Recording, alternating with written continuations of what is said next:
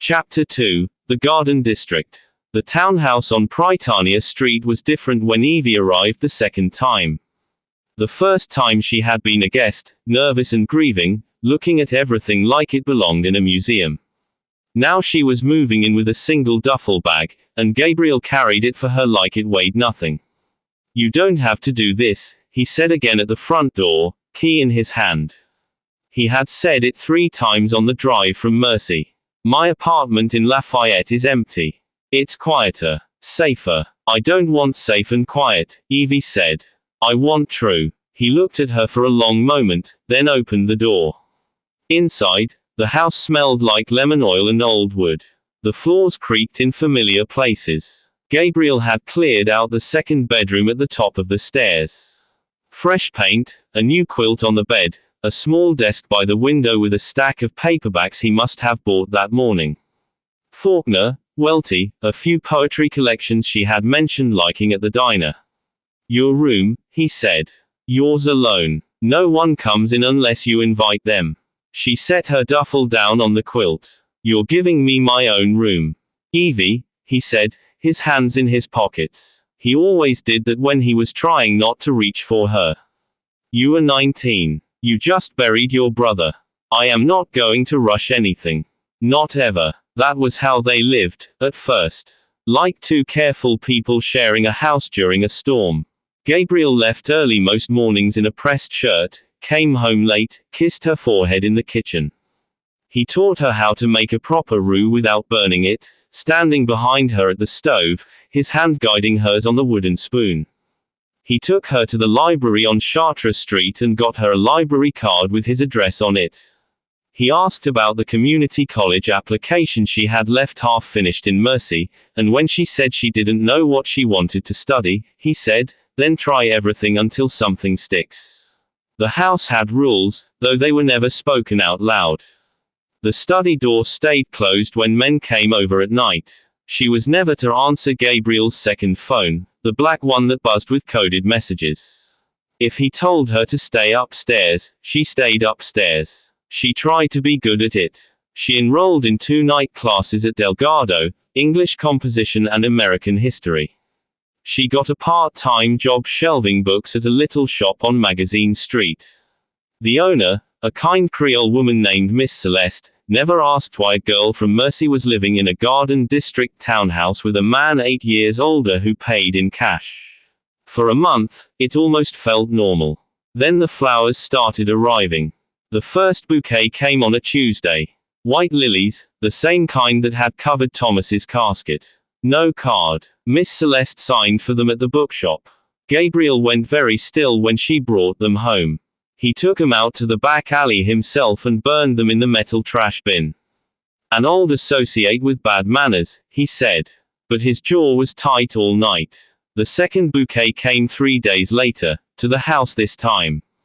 Red roses, 2 dozen, perfect and thornless. This time there was a card, in neat block letters, "Welcome home, little sister."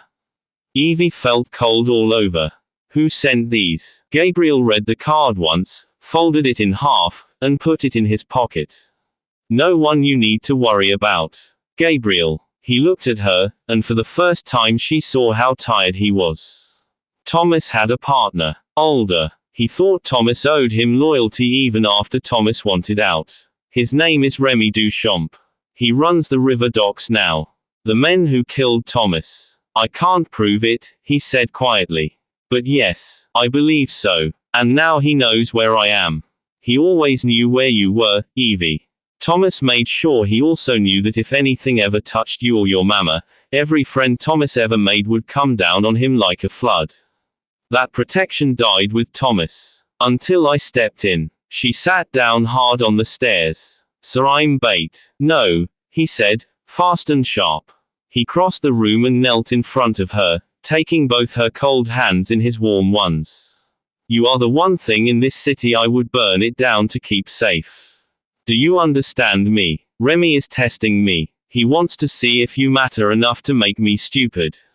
He won't touch you. He can't afford to. And if he decides he can, then he'll find out what your brother taught me." That night she didn't sleep in her own room. She knocked softly on his bedroom door just after midnight. He was awake, sitting up in bed reading, a glass of whiskey untouched on the nightstand. "I don't want to be alone," she whispered. He lifted the blanket without a word. She climbed in, fully dressed, and curled against his side. He held her, one hand stroking slow circles on her back, until her breathing evened out. Nothing more. Just the steady beat of his heart under her cheek, and the distant sound of streetcars on St. Charles. It became their habit after that. Some nights she stayed in her own bed. Some nights the house felt too big and too quiet, and she would find her way to him. Slowly the space between them in that big bed got smaller. Remy Duchamp finally showed his face in person in February, during Mardi Gras. Gabriel had taken her to a balcony party on Royal Street, a friend of a friend's place, high above the crowds. Music thumped up from the street. Beads flew through the air. Evie wore a deep green dress Gabriel had bought her, simple and elegant, her hair pinned up. She felt beautiful, and more than that, she felt alive. Gabriel watched her laugh with a look on his face that made her stomach turn over. Then a man stepped onto the balcony, older, maybe 50, silver at his temples, a glass of champagne in his hand. He was charming. Everyone greeted him. He made his way to them like it was an accident. "Gabriel Landry," he said, smiling. "Keeping good company, I see." "Remy," Gabriel said. His whole body changed. Still, loose, dangerous. He put a hand at the small of Evie's back. "This is Evangeline Boudreau, Thomas's sister." Remy's eyes flicked to her. Pale blue, cold. "My God, you look just like him around the eyes. Thomas was a good man. A shame what happened. The river takes the best of us, doesn't it?" Evie felt Gabriel's fingers press into her spine, a warning to stay quiet. "She's under my protection," Gabriel said, his voice pleasant and flat. "Everyone in this city knows that." Of course, Remy said, lifting his hands. "Family looks after family. Thomas would want that." He leaned in slightly. "He was like a son to me, you know. Before he got ambitious." He left a few minutes later, kissing Evie's hand before Gabriel could stop him. His lips were cold. Evie was shaking so hard her teeth chattered on the cab ride home, even though it wasn't cold. "He killed him, didn't he?"